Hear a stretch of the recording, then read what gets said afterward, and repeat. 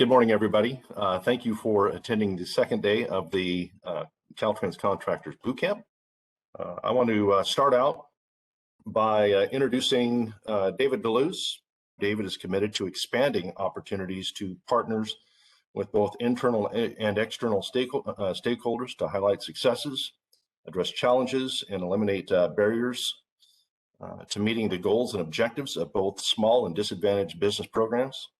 David joins Caltrans with more than 20 years of progressively responsible executive leadership, policy, and program management experience as a chief executive and senior leader in government and nonprofit organizations.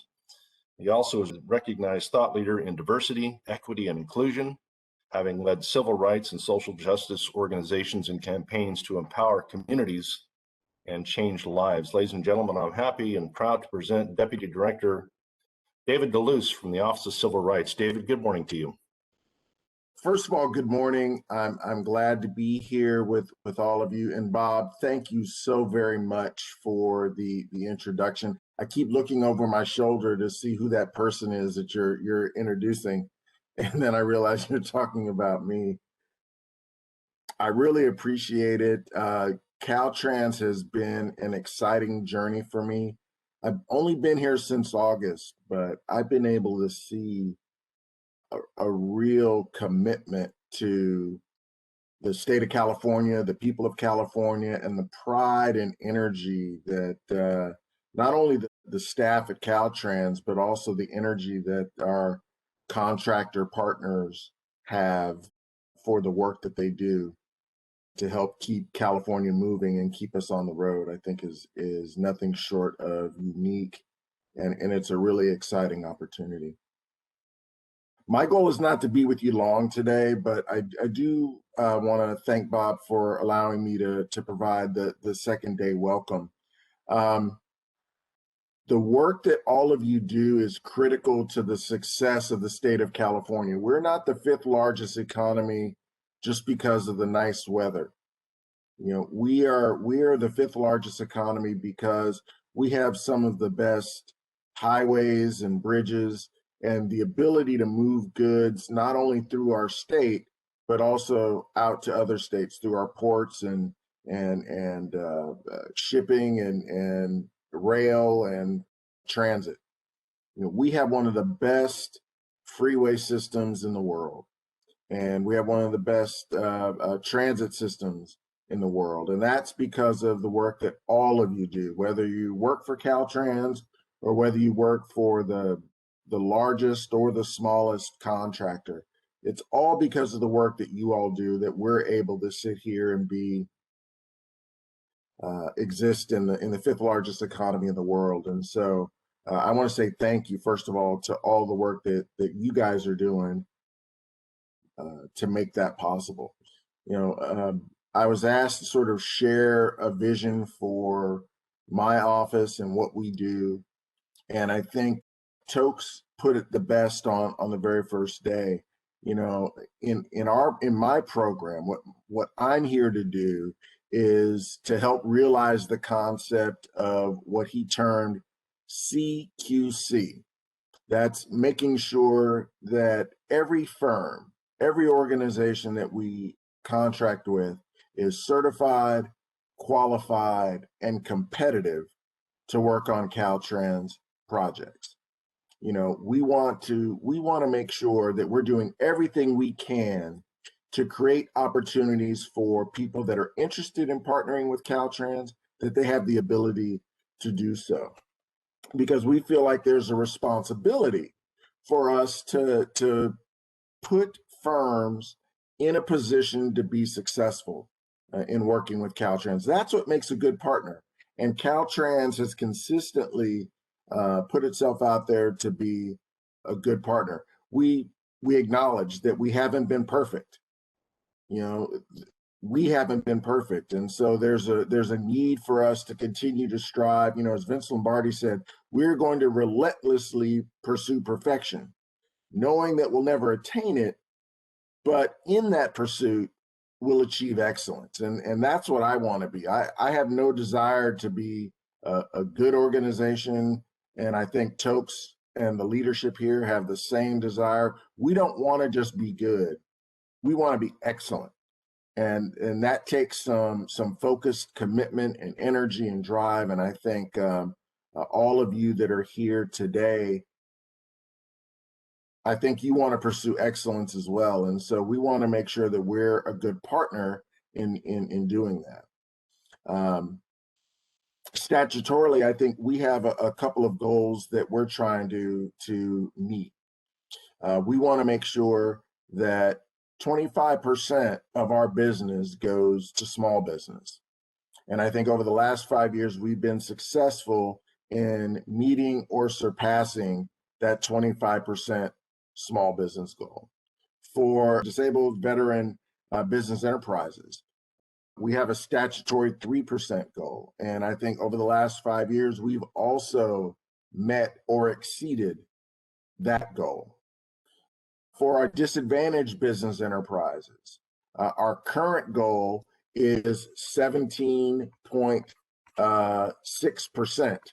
And I can tell you that we have, up until this year, met our goal every single year. This past year, we came very, very close at 17.52. We were 800ths of 1% off our goal, but our goal is our plan is to make that up here in 2021. In fiscal year 2019, particularly for our disadvantaged business enterprises, we awarded over 1,607 contracts totaling over $360 million. That's 1,607 contracts totaling over $360 million.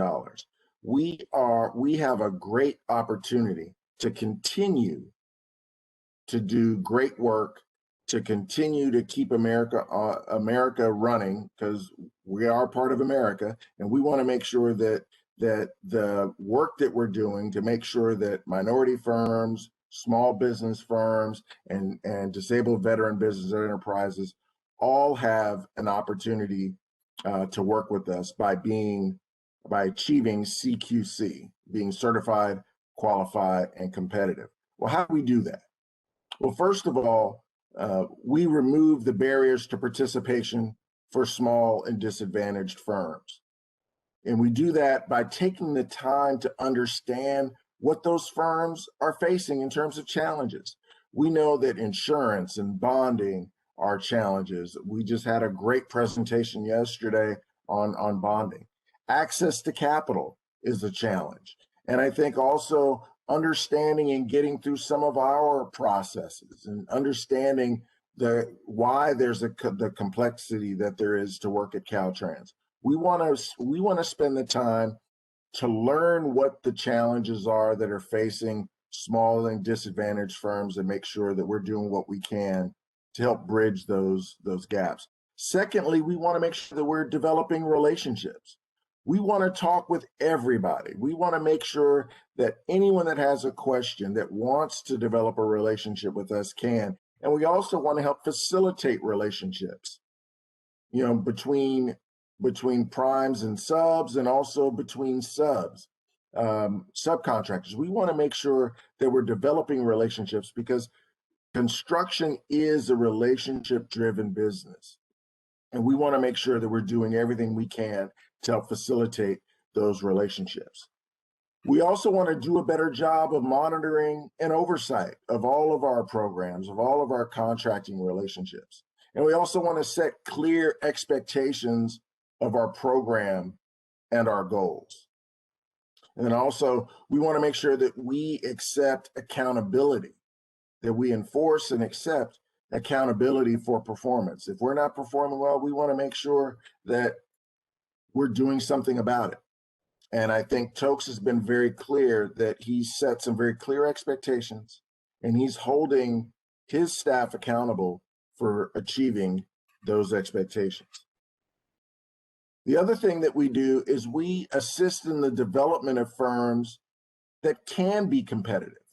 So it's not just taking those firms that are certified to do work with Caltrans, but we also want to make sure that any organization that's interested, any firm that has the potential to be certified or qualified or competitive, that we're working with them to help them achieve that goal to be CQC. Because we know that the more firms that are out there that are able to provide work that meet the CQC standard, the more competitive and higher quality our work is going to be. How do we achieve that? We make sure that we provide supportive services. We embrace innovation. We find unique solutions to hard to solve problems.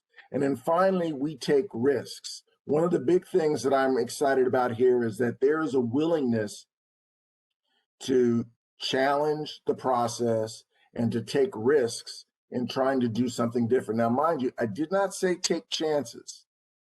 We don't take chances here at Caltrans. We have a whole building full of engineers. They know how to do calculations. So we take smart, calculated risks. We don't take chances. But the idea is to make sure that we are doing everything we can to ensure that our small business partners, our disadvantaged business partners, our disabled veteran business partners, that they all have every opportunity to participate. We remove barriers, we lift them up, and we create an environment of responsibility and accountability, communication, and relationship that delivers a better product and a better service for the people of the state of California.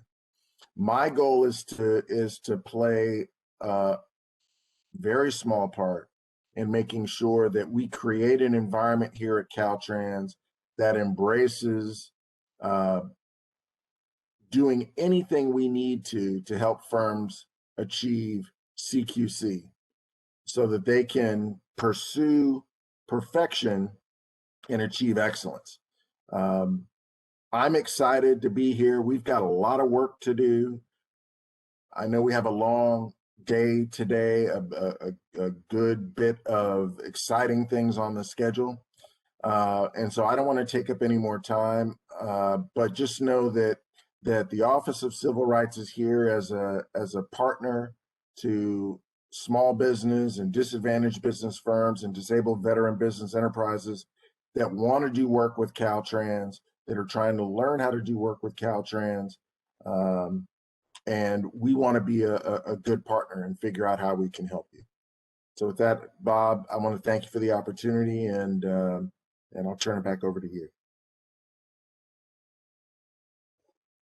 David, I want to thank you for your leadership and your out of the box sometimes thinking on how we're moving here ahead. And I really appreciate that, and your commitment to our small businesses and construction firms. It really is important. So thank you very much. Thank you for your time today and being here. We really appreciate it. Okay. I'd like to move next to District 9. All right. We have Ryan Dermody with us as the District 9 Director. Ryan is responsible for managing the state highway system in Inyo, Mono, and Eastern Kern counties, covering 2,500 lane miles. Prior to his appointment as District Director, Ryan served as the Deputy District Director of Planning and Environmental Analysis for District 9. In spring of 2019, Ryan held an acting assignment as the Division Chief for Transportation Planning at headquarters in Sacramento. Prior to these appointments, Ryan was Office Chief of Local Assistance for District 9 from 2007 through 2013. He has also held acting assignments as Chief of the Eastern Sierra Environmental Branch and as a project manager. At this time, I'd like to welcome District 9 Director Ryan Dermody. Ryan, welcome and thank you. Good morning, everyone. It's nice to see you on this virtual platform. As Bob mentioned, I'm Ryan, District 9 Director. It's been about 20 years here in the Bishop office of Caltrans. Where has the time gone? I don't know.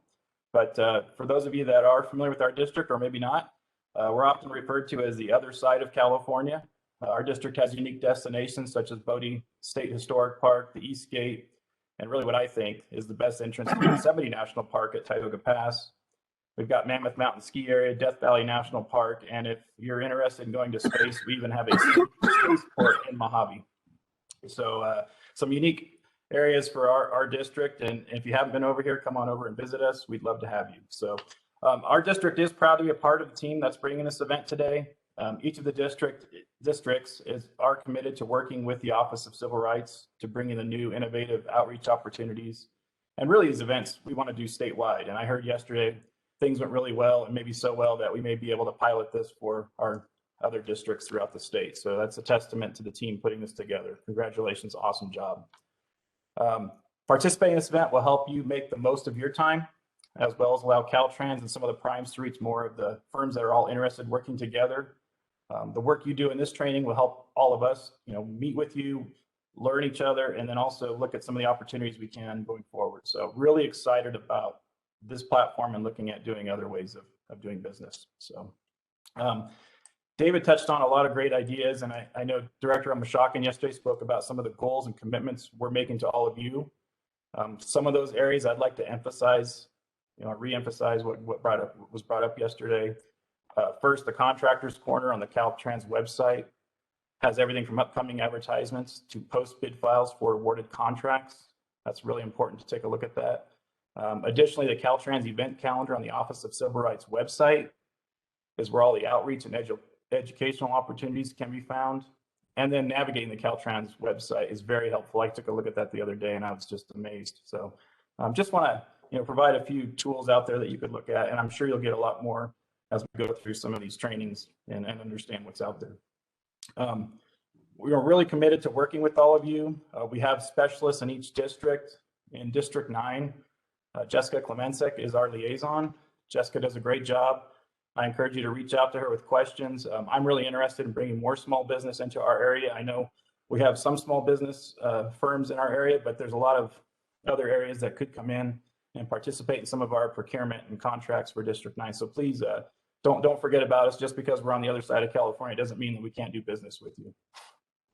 Hopefully you can take away a lot of important points and get some action items from yesterday's bonding and meet the prime segments, but also continue to build on some of that from today to get some really good ideas going forward. So really excited about a lot of that. In closing, it's important to note that we are steadfast in our efforts.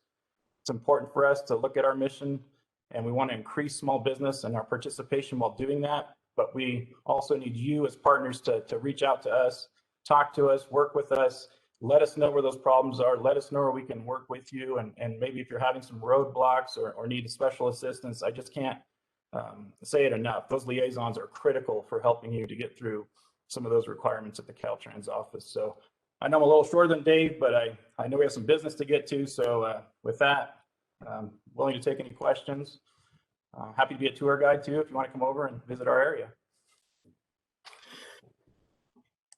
All right, so does anybody have any questions either for David while David Deluse is still here, or Ryan Dermody from District 9?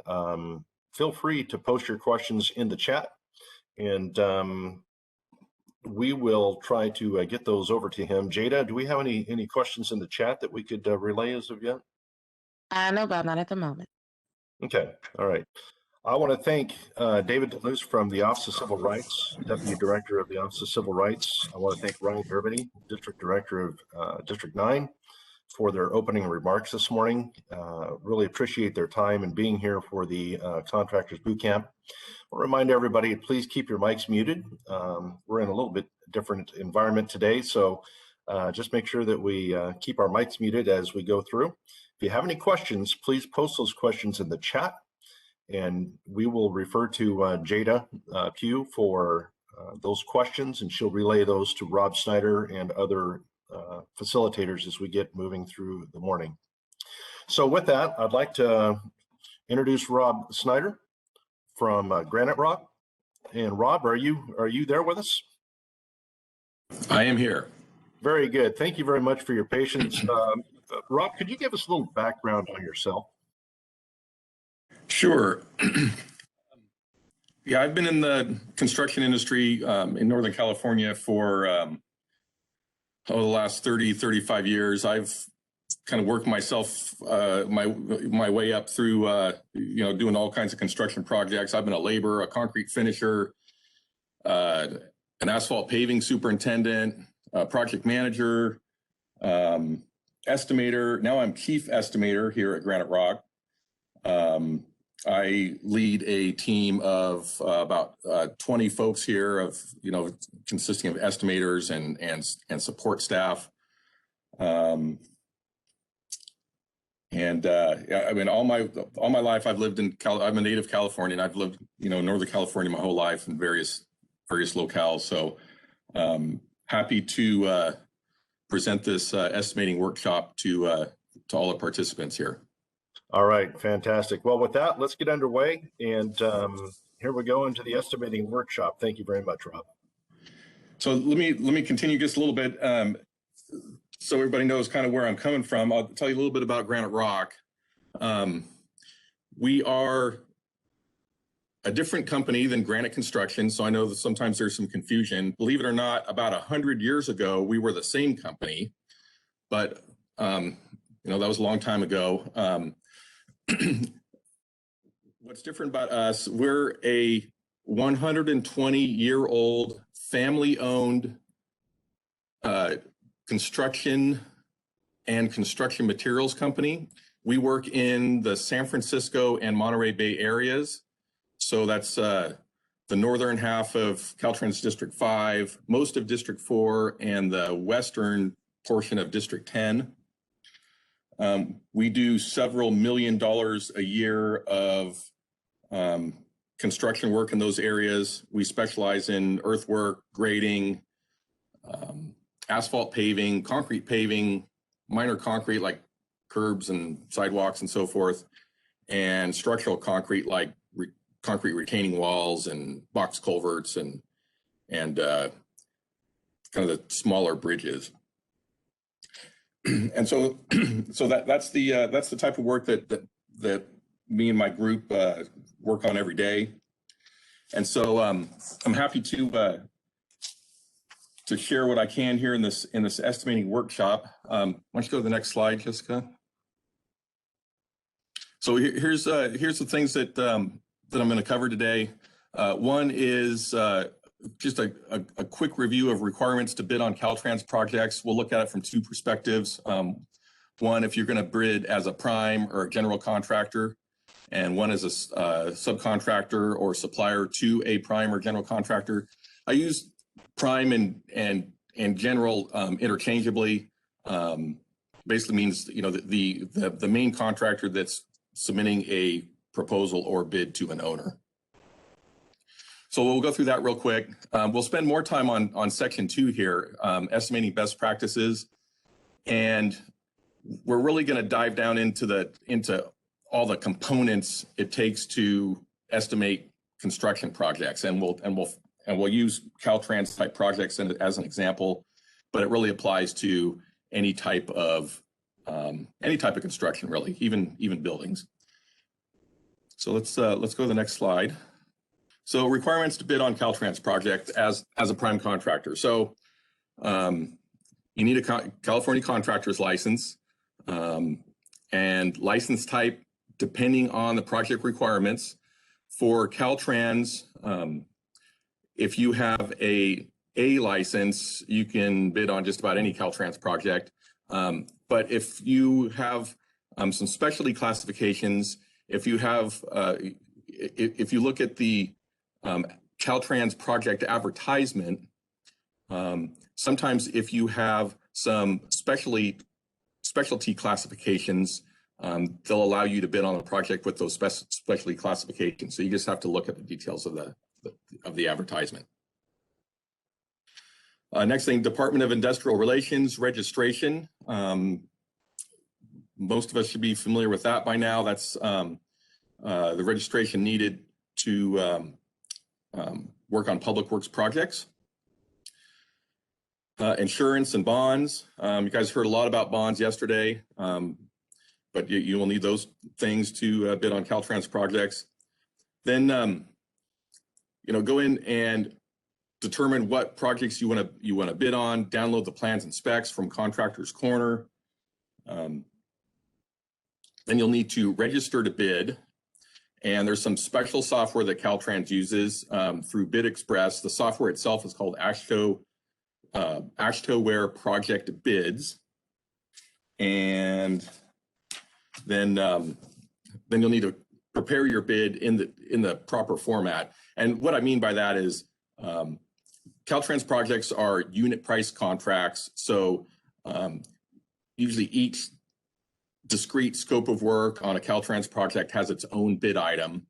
And so you'll need to prepare your bid according to those bid items, which will encompass the scope of the work on the project. So the Caltrans Contractors Corner website is really easy to get to. If you, even from Google, if you put in Caltrans Contractors Corner, it comes right up. The website just keeps getting better and better. So my compliments to the folks that are working on that and keep improving that. I mean, we could spend a half a day going through all the information that's on that website to get you set up to bid. I don't think that's necessary. If you go to Caltrans Contractors Corner and there's a link there that says first time bidders, click here. There's a really easy information to follow that takes you through all the steps of how to get to the various Caltrans projects that are advertised to bid, how to download the Ashtoware project bid software through Bid Express. There's step-by-step instructions, and I'm sure that all the folks on this in this meeting here can follow that. If you do need help with any of that, some of the folks that are on in this meeting here are available to help you. You know, the various district small business liaisons. There's other folks available as well. There's some email links on the Caltrans Contractors Corner website if you do need help or have questions with any of that. What I was showing here is there's a 26-page electronic bidding guide that has all those steps. So I encourage you to look at that. That's been updated as of November 2020. So it's very recent. It's got all the stuff on it, and pretty self-explanatory. So requirements to bid on Caltrans projects as a subcontractor or a supplier. So if you want to provide a quote for your specific scopes of work to another contractor that's bidding on the Caltrans projects, a lot of the things are the same here. Obviously, you need a Caltrans contractor's or a California contractor's license, and license type depending on the type of work that you perform. Dir registration, again, that's required for anyone that's providing labor on a public works project, whether it's Caltrans or some other public agencies, some cities or counties. Insurance, of course. Ability to obtain bonding if it's required by the prime contractors. There was a little bit of a discussion about this yesterday during the Meet the Primes, I believe. If you have a large scope of work or a very technical scope of work, many large prime contractors will require a bond based on their bonding program. So for instance, for Granite Rock, if your scope of work is installing permanent work on the project and the value is over $50,000, normally we require you to provide bonds for that work. We will pay for the cost of those bonds. And so we will want to know your bond rate at the time that you submit your quote, but it's a way to kind of protect us, to make sure that you can get your scope of work done. So it really depends. It varies from general contractor to general contractor, kind of what their program requires if they require bonds from a subcontractor or not. We do not require bonds from subconsultants or suppliers.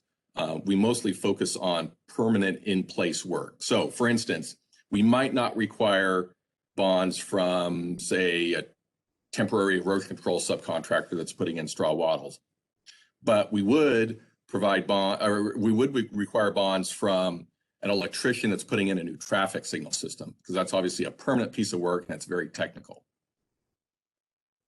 And then, of course, prepare and submit your quote to the prime contractors. There was a lot of discussion about that yesterday,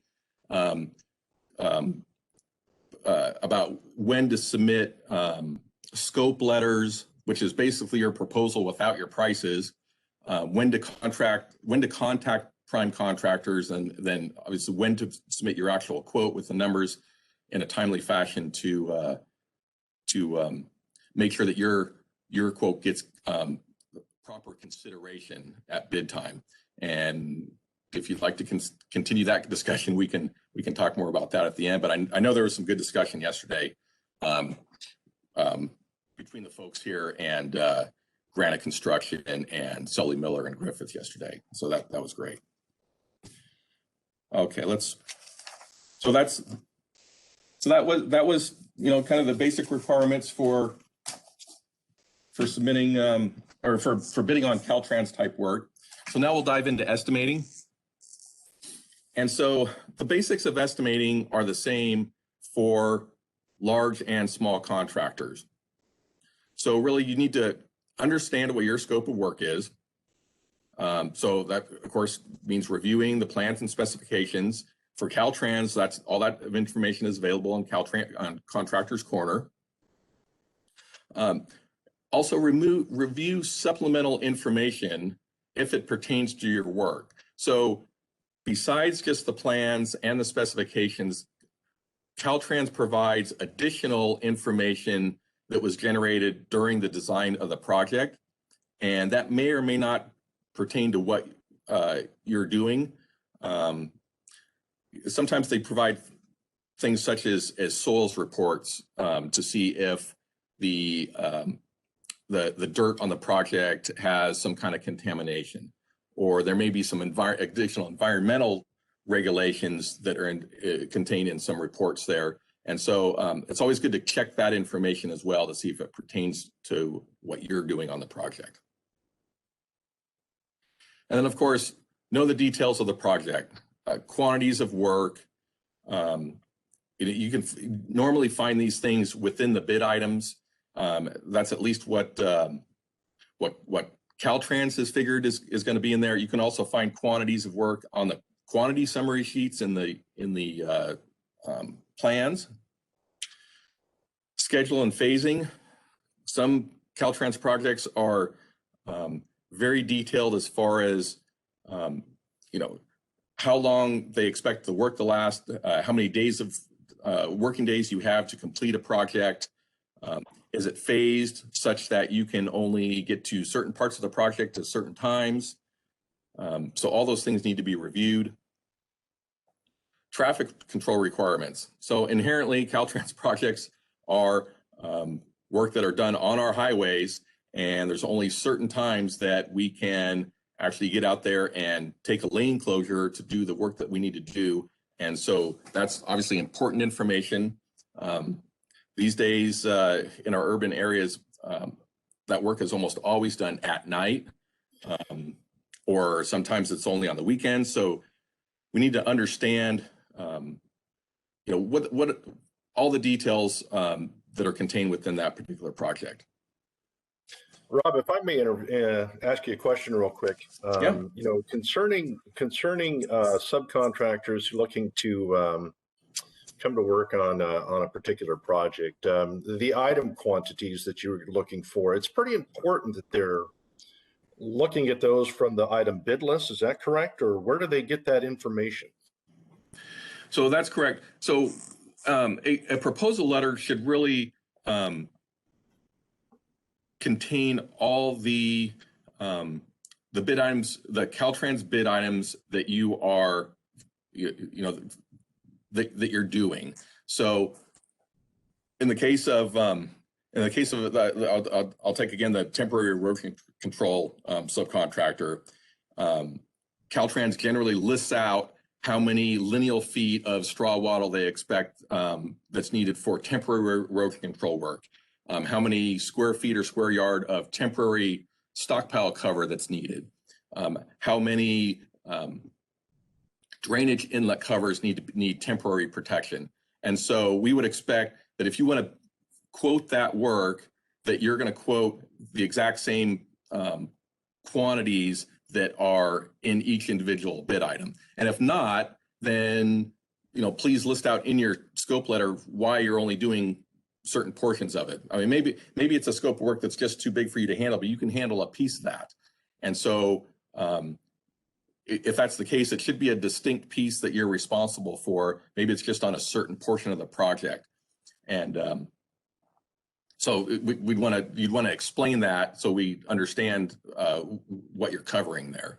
But yeah, so the subcontractor scope of work should mirror, and the bid items and so forth should mirror what's on the Caltrans project bid items. So I think that's it for that one. So we're going to talk about determining the component costs of preparing an estimate. So we're going to talk about labor, equipment, materials, other things that don't fall into the first three categories, and then combining all those things to determine crews and productivity rates. Now, again, everything I'm going to talk about is really basic because I want it to be able to apply to all the various types of services that the people on this call can provide. So, you know, if you have specific questions, we can about your particular work, we can talk about that at the end. But nearly every construction project, if you are quoting a piece of work, you have some or all of these components as part of your costs. So we're going to review each of these in detail. And the next slide, we'll start with labor. So what are the component costs of labor? Of course, it's number one, hourly wages. So if we have people working on the project, we need to, of course, pay them. What do we pay them? Well, at a minimum, we need to pay them the prevailing wage rates for the work that they're doing. Those rates are posted on the DIR website, the Department of Industrial Relations. And so we need to comply with those as a minimum. For Granite Rock, similar to the three companies we heard from yesterday, we're a union signatory contractor, so we also have to comply with our labor agreements and the wage rates that are contained therein. So that's where we get our hourly wages that we pay. So that's the first component. Then there's fringe benefits. That's extra stuff that's that we have to pay as well. You know, vacation benefit, sick pay, maybe some training costs in there, those types of things. Workers' compensation insurance costs. Those are usually a percentage of our labor costs. And so those would be rolled in here as well. Payroll taxes. Got to pay payroll taxes. So that should be included in here as well. Overtime. So if we're going to work more than 8 hours, if we're going to work our people more than 8 hours, then we need to pay time and a half on the wage rate, not for all these other things. Fringe benefits, payroll taxes, et cetera, are usually straight line costs, but we need to make sure that we're paying time and a half on the hourly wages for any time over 8 hours. And, you know, if we're going to work on a Sunday, maybe that's double time. If we work at night, some of our crafts, we have an agreement where we pay them a few extra dollars per hour to have them work at night or other strange hours that aren't just regular daily hours. So we need to be considering all those costs. Additional things that we might also have rolled up in our labor rate is some training costs. So things to consider if we have a safety guy or we have a training program, how do we cover costs for those things that we have in our company? And you may consider those to be a portion of your labor costs, because we would focus our training and safety efforts where we have the most people, right? And so it would make sense to have those as a percentage of labor. but you don't have to. You could account for those somewhere else. I'm just bringing it up here because we want to make sure that we've got all the costs for all the things that we do in our company covered somewhere. And a lot of times, a lot of companies put training and safety as a labor-based cost, so maybe a percentage of your labor cost. So that's labor. Let's go on to the next one. And remember, we're doing all these as hourly rates. So an hour, a total hourly labor rate for the different types of people we have on the job, maybe based on skill level. I know I'm going back a little bit, but you may pay an equipment operator a different wage rate than you pay a laborer versus what you pay maybe a superintendent or a truck driver and so forth. So you would have different rates for the different people if you pay them differently, which is not uncommon. Based on skill level, maybe tenure with the company and so forth. Okay, so equipment. So if we have equipment on the job, probably at a minimum, you might have a pickup, to get somebody to the job to do what they need to do. For Granite Rock, we have all kinds of equipment. We have, trucks and crew trucks where the guys have all their tools, and then we have lots of off-road equipment for, moving earth and asphalt pavers and rollers and all kinds of stuff. So equipment is a big piece of the costs of our work. And so we need to make sure that we account for all the costs therein. So obviously the first one is purchase cost. If you own your own equipment, we own a lot of equipment, like about 700 pieces, and they're all kinds of different pieces. So they vary wildly in how much they cost. Some are $1 million pieces of equipment. Some are pretty small pieces that cost only a few $1,000s. But we also rent. And so if you're not purchasing, but you need to rent equipment, then you need to have the rental rate from whoever you're renting it from. So when we gather up all the costs for equipment, whether we own it or we rent it, we still call it a rental rate. We're either renting it from ourselves or we're renting it from a United Rentals or whoever. But we come up with an hourly rate. And so there's the purchase or the rental rate. Then there's fuel. Nearly all the equipment I just talked about is a diesel or gas powered piece of equipment. And so we need to make sure that we account for the cost of fuel. And not only that, for our off-road equipment that's on the job and never really leaves the job until it needs to go to the next job, how do we get that fuel to that piece of equipment? For us, we own big fuel trucks with fuel tanks on it. And so we have to pay for that truck. We have to pay for the guy that runs around to all our job sites and fuel all that stuff. And so we need to make sure that we account for all that, because that is a cost. And it's obviously, related to, the equipment and how much fuel all the equipment burns. Then there's maintenance. So for the equipment that we own, we need to maintain it. And so we have mechanics costs, we have parts costs associated with each type of equipment. If you're renting from United Rentals, you might not have to worry about that. That maintenance is part of your rental rate from United. And so you just need to understand how you're accounting for all these things. And then, of course, there's depreciation, both from an accounting standpoint and from having a bucket of money where if you've purchased a piece of equipment, over time it gets old. And as it ages, at some point you need to think about replacing it. And so generating, paying both depreciation from an accounting standpoint and also potentially building up a fund to replace your piece of equipment at some point. If you want to have that, so you're ready to go buy the next one, that might be some portion of this equipment cost. So lots of things to think about that there, other than just renting a piece of equipment, from United Rentals, and they send you a bill that says it's X dollars a week. So the next thing, labor, equipment, materials. So Obviously, cost of materials. Usually you call up a vendor, find out how much things cost, put those costs into your estimate to, so you can build whatever you're building.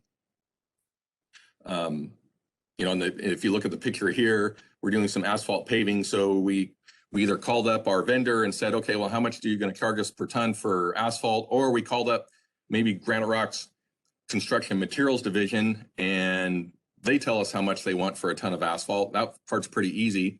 But things that sometimes we forget about is that we need to pay tax on most materials, and then freight costs.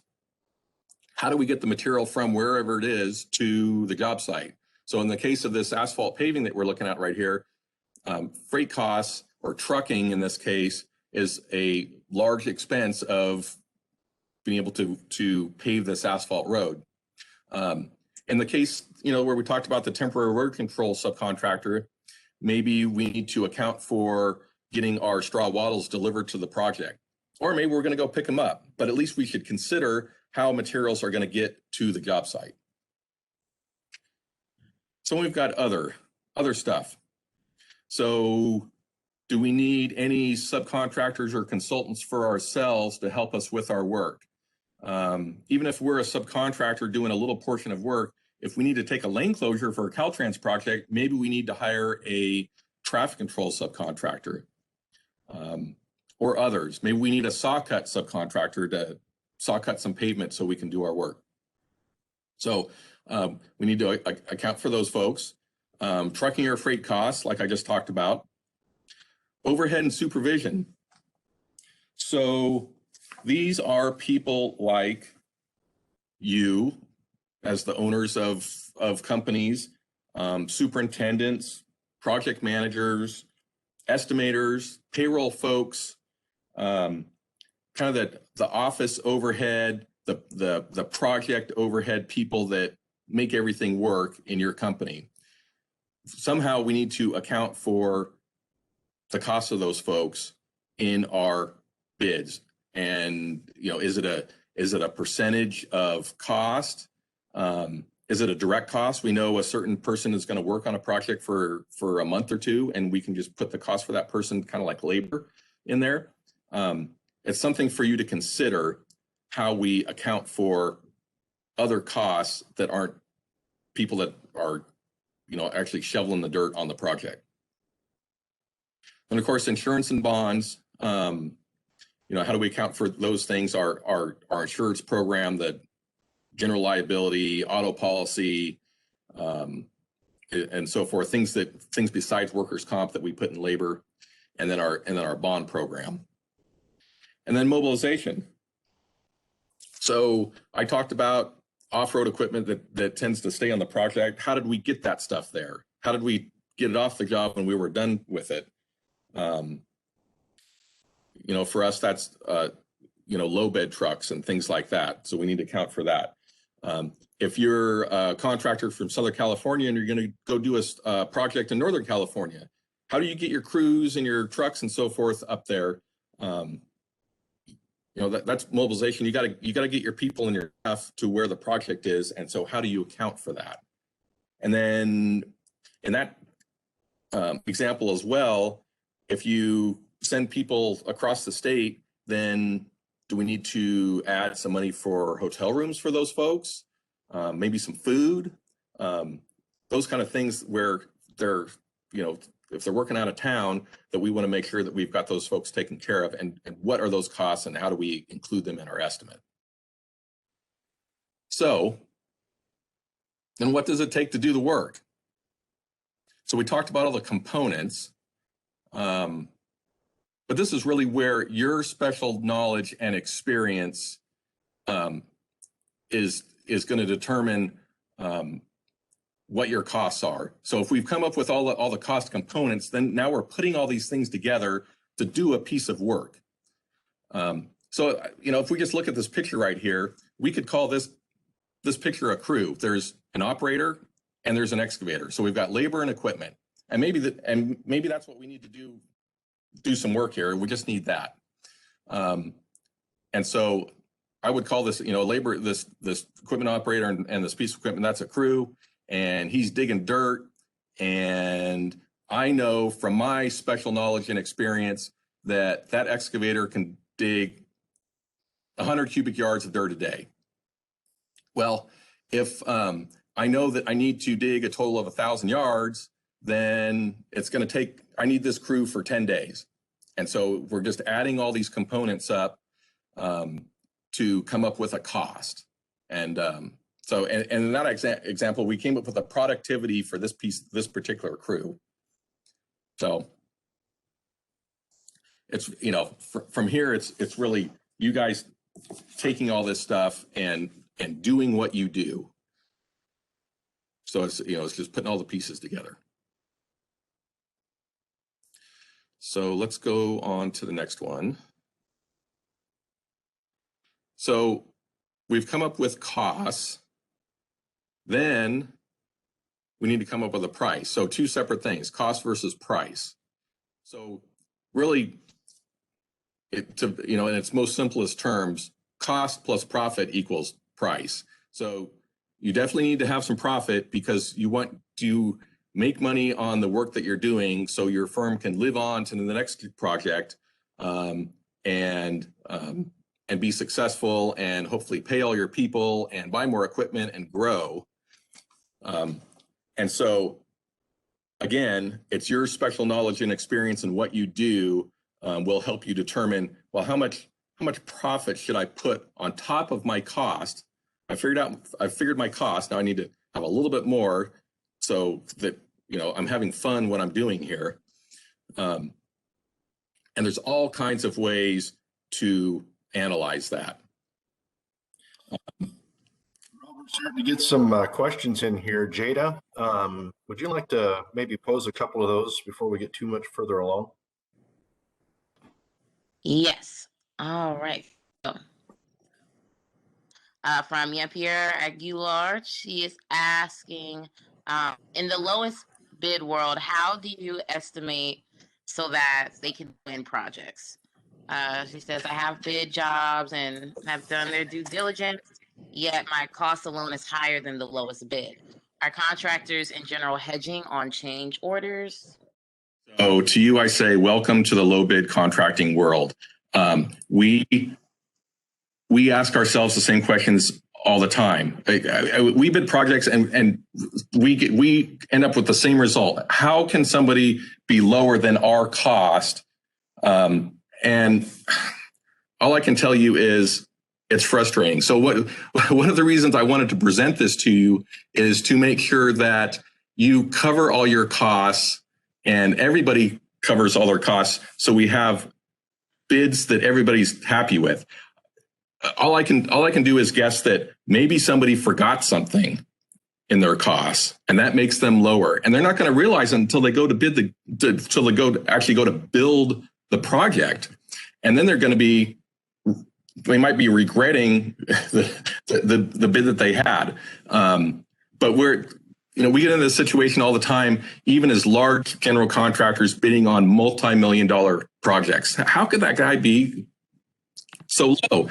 But the key to this world is understanding, again, going back to my earlier slides, understanding all the details of the project. Make sure you know everything that you're doing, and then take advantage of the things that make you special in your field. Like for us, for instance, we're a vertically integrated company. So we can take advantage of some pricing where if we own an asphalt plant that's right near to a project and we can control that, then maybe our pricing model will be slightly less than somebody that doesn't have their own asphalt plant near the project. Or maybe we have crews available and we don't have any work for them, but this particular project that we're bidding really fits nicely into our schedule and we just want to keep them working. So we might not put as much profit on that job as we normally would, because if we don't win that job, maybe those guys go work for another company and then we don't have those guys anymore. And we don't want that. We want to keep those guys at Granite Rock because they're great at what they do.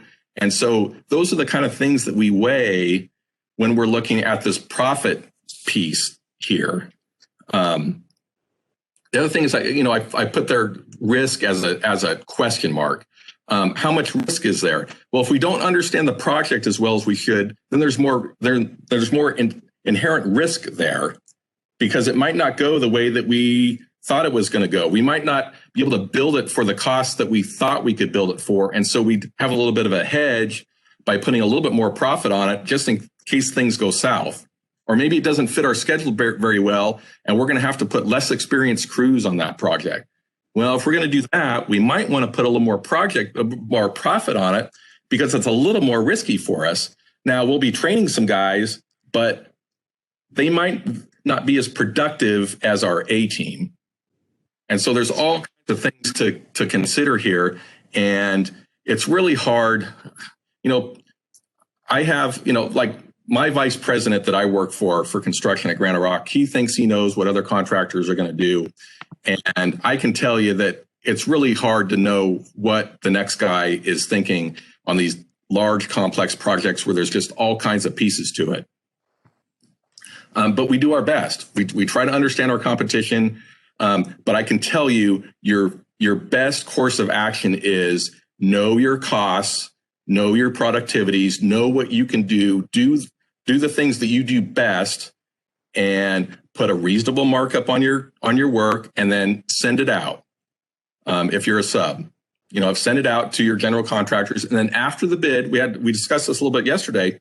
After the bid, maybe a few days after the bid, call the general contractors, talk to those estimators and say, hey, did I submit a competitive bid? If not, can you tell me, where I was compared to the other guys? Is there something about my quote that you guys didn't like? Is there a way that I can package it a little bit better to make it easier for you guys to kind of dovetail with the work that you're doing? Don't make those calls on bid day, because they're not going to tell you. At least they shouldn't tell you from an ethical standpoint. And we talked about that yesterday too. But after the bid, after all the numbers are in, you should be able to get some feedback from these general contractors that can help you understand where you were versus your competition. So I hope that's helpful. Yes. And then just two more questions, so you can continue. The next one we have, or they're asking, sorry, I just moved. Okay. Where do you find wage determinations for bid purposes? Wage determinations? Yes. So those are on the Department of Industrial Relations website. When I want to look those up, I just go to Google or the search engine of your choice and type in Department of Industrial Relations wage. And I usually don't even finish typing the rest of that out. It just pops up. It's the first thing that pops up. And it's a little bit of a labyrinth, but if you follow the instructions that are on there, you can get to the various prevailing wage rates for your areas. To take some time to kind of work through that. Some are statewide wage rates, some are wage rates by counties, et cetera. But those prevailing wage rates, which are the minimums that you're going to need to pay on Caltrans projects, those are contained on that website, the Department of Industrial Relations. Robert, this is Camilo. I'll be going over that in the labor compliance section at 10:30, I believe, and we'll cover both the state and the federal wage determinations. Okay, great. Looking forward to that. Awesome. Thank you. And then one last question from Chris Huff. And they say, as a DVBE subcontractor, we find ourselves competing against larger subs and self-performing GCs for our lump sum proposal scope, which is demolition. Would you recommend adding hourly or rental services, whether that's truck traffic control, saw cutting, to plug for large GCs instead of bidding lump sum scope items? That's a tough question for me to answer. It's really project specific. My recommendation to you would be to talk to the GCs on these particular projects in advance and see how you can help them on these projects. Where can you fit in? So one, I see, if you're a certified DVBE, focus on projects that have DVBE goals. That's just about any state-funded public works project has a DVBE goal. State works, Caltrans projects that only have state funds paying for them, other state-funded projects, and focus on those first, because these GCs should be looking for you on those. Granite Rock would be, right? So that's what I can tell you. And we would try to figure out a scope of work where you could help us with that. Okay. All right. And and sorry if I say this wrong, Amone Livingston, what do you consider a reasonable markup for a sub? Can you please give us a range from low to high? Well, reasonable markups are, so it kind of depends on what's in your markup. So obviously it's profit for sure. The second thing is your markup going to contain your overhead folks, maybe your office folks like payroll people and people that answer the phone and the people that are doing your submittals, maybe your project management folks, the people that schedule your crews and so forth. So you need to kind of be careful of what's in your markup. What I continue to tell you is kind of normal for the construction industry is anywhere from 10 to 25%. So, as a contractor, we try to get the highest markup that we can and still get the job. So, that's a knife edge balance right there. But we are in the business to make money. We're a for-profit business, and making money is how we live to, this company to, work another day and pay to keep things going. So we try to get as much as we can, but that's kind of the range, 10 to 25%. I can tell you on very large projects that markup tends to go down, but also the overhead people tend to be a project cost. So if you have a $100 million project that lasts 2 years, the people that are going to manage that project are usually included in the cost of that project. And so that's not part of the markup. It's really just a profit and maybe a home office overhead analysis. And a lot of times that ends up being in the single digits, kind of the high single digits. All right, and last one before we continue. For subs that provide professional services as a part of staff augmentation on your projects, what do you look for in professional services firms?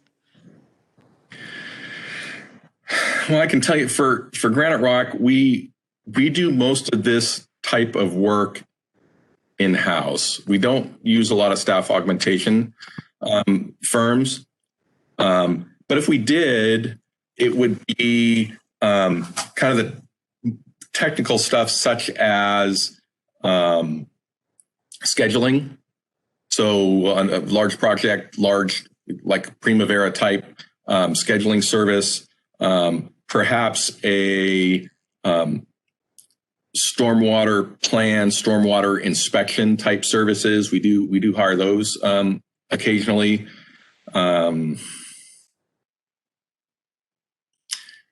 That's usually the type of stuff that we will hire a professional service for. Also surveying, we hire surveyors all the time, but we generally do all our project management staff in-house because we do things that are particular to Granite Rock, and so we believe that's one of our special advantages is having project management staff that know how to do Granite Rock work. And it's one of the things that's special knowledge and skills, for Granite Rock. Perfect. All right. I believe that's all the questions we have for right now. Okay, that's all I had for everyone. I hope that was beneficial. Oh. Well, Rob, that is a great presentation. I really appreciate your professionalism and really going into detail on this morning. We do have a little bit of time left, so I thought what I would like to do is maybe just share my screen, and we'll take folks to Contractors Corner real quick so they can get a real quick overview of what they're looking for, where they're going to find information that Rob's been talking about here, especially as it pertains to bid item lists and those kinds of things. Should be able to do that. You all see my screen okay, right? Okay, let me move my box up out of the way here. And when you land on Contractor Corner, the best way to do that, and we just got a few minutes, but the best way to find it, go to Google, type in Caltrans Contractors Corner. It'll be the first thing that pops up, and then you can you'll land right here where we are at Contractors Corner. You want to scroll down, and you'll want to go to these bottom tabs right here. So you're seeing general information, advertisement, bidding, awards, and cost data. Some of the things I really want to talk about are folks who've been interested in minor B contracts. These are going to be listed. You'll see a link there for them. You'll find them on Cal here. Some of the districts will also do some outreach for minor Bs through the small business department. So there's an opportunity there. I want to focus today, though, because we just have a couple of minutes on the advertisement tab. Very important that you look at this. If you're planning out your project in your calendar and how you might want to become involved in that, here's a 12-month advertising schedule that will give you all 12 districts and all of the upcoming planned projects that folks are going to be bidding on that are going to be advertising. So you want to look here for that. And let's just jump into the advertised project. I'm just going to go to this week, and I'm going to scroll down, and you'll start seeing the population of projects. So my good friend Jessica Biro is here today. She is from District 5, and what we're looking at right here is District 5 project. And here's some of the things Rob, I think, was referring to as far as the bid list of bid items, things that you can look at. Let's click on that real quick. This particular project is going to give you the estimated quantities, units of measure. It's going to give you everything that's going to be involved as far as the list of bid items. You can look through here and get a better idea of what is it that's going to be involved with this project, and you can build your bid around, right? So that's going to be an important aspect. Let me close that real quick. I just really quickly wanted to show you some of this information. I want to show you another opt-in. If you're a small business or a DVBE or a DVBE, make sure you go down here to this opt-in feature that's right down here. You can click that and you can create your account, and it gives you the opportunity to opt in on these projects to potentially become a subcontractor with a prime. You can come in here and see, I'll open this up for you. And if you scroll down just a little bit, you'll see there are already a couple of folks who are interested in potentially getting involved in this. They haven't, I would recommend that, when you put in your services offered, when you get your opt-in, you open your account, you put in all the information necessary for them to determine what it is that you do, along with your scope information that Rob was talking about. So as far as, what your company is going to provide. Here's another one I really want to mention as well. Here's one that shows, I'm going to the project right above the one I'm at now. This is District 4. But same link. So I want to show you, here's a prime contractor looking for help. They're advertising for help as they probably get ready to put their bids together. And this is going to give you a breakdown of the kinds of things if this particular prime contractor is to win this, they're going to want your help in this. So there it is right here. It says services needed. This is the Silva Gates Construction. It gives you to contact the Victor Lee right here. It tells you their address. It tells you their phone number right here. It gives you their email address so that you can get in touch with them. and you can start making plans for getting involved in these projects. It's going to tell you they're looking for minor concrete structure work, rumble strip, roadside signs, soil, densification. There's just, you can go through all of these and really get an idea of what's going to be available to you. So I quickly just wanted to run through that real quick. When we do a class on Contractors Corner and finding opportunities with Caltrans, we go through this in a full fashion. We go through the links, we go through, you can see the advertised dates here. You can see the estimate for this project right here. It's going to give you the working days that's important right here. And another big important factor right here for all of my friends who are certified as DBEs or DVBEs for our disabled veterans, here's the goal for this particular project. Okay? And so that gives you an idea of, you know, am I going to become involved with that? I'm certified. They're going to need to fill a goal on this. I want to make sure that I can hopefully get involved in this with a good bid to a guy like Rob Snyder at Granite Rock, right? So that's what you want to do. You want to make sure and have all this information ready to go. Really go in and get your account set up, download the plans as well so that you can review those plans and find out what the scope is, that how you fit into these projects. Bob, is that going to be kind of an accurate statement from folks finding those opportunities and getting involved with, you know, GCs just such as yourself? Yeah, absolutely. Everything that you showed here, you know, the prime contractors that are bidding the projects and looking for subs should be advertising there, like the Silva Gates did. And then if you are going to be quoting any portion of the work, please use the opt-in feature. And as opposed to what those two that we saw listed there did, they left their services offered blank. It's really helpful if we know what services you plan to offer on that particular project. And if you have any small business, DBE, you know, et cetera, certifications, that's helpful too, because we'll probably target those folks first, because we are looking to meet those goals.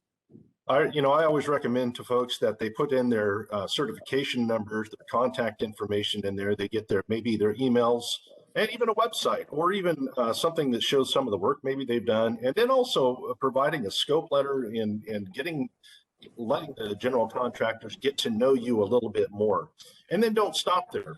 You know, don't bug them, but, you know, let them know you're interested in becoming involved in a project, right? So it's maybe on a monthly, bi-monthly basis saying, hey, I'm still here. I'm looking to get involved. Here's my information. Here's a sample, maybe a capability statement. Here's some of the things we've done in the past with example pictures and contacts for almost like a construction resume, if you will, so that they can look at that and contact maybe a previous general contractor or somebody that you've done work with to give them better insight as to your capabilities as you move ahead, and really do use Contractors Corner as a starting point for some of these things. I think it's a great way to build your outreach database and really be effective in becoming involved in Caltrans projects and building relationships with prime contractors such as Granite Rock. So with that, Rob, any other questions real quick? Yes, Maria, a couple more questions. go ahead, Jacob. So the first one is from Maria Figueroa, and she's asking, where would subs be able to find specific insurance requirements? Some GCs require umbrella while others don't. Is this due to the project or just the GC? So it could be either. Some project owners require specific insurance that they also require to be filtered down to subcontractors, but it could also be the GC's requirements. This is one of those things where if you're unsure, you really want to get with the GC's early to find out what the requirements are, to see if you have those. If it's an absolute requirement, then if you get with the folks early, then perhaps you can go back to your insurance agency and see if there's additional costs for additional insurance, and then you could pass that on as part of your quote. It's really project specific, and you want to get out in front of that. Another thing that comes to mind here is for us, for the subcontractors that we use regularly, we have what we call master subcontracts.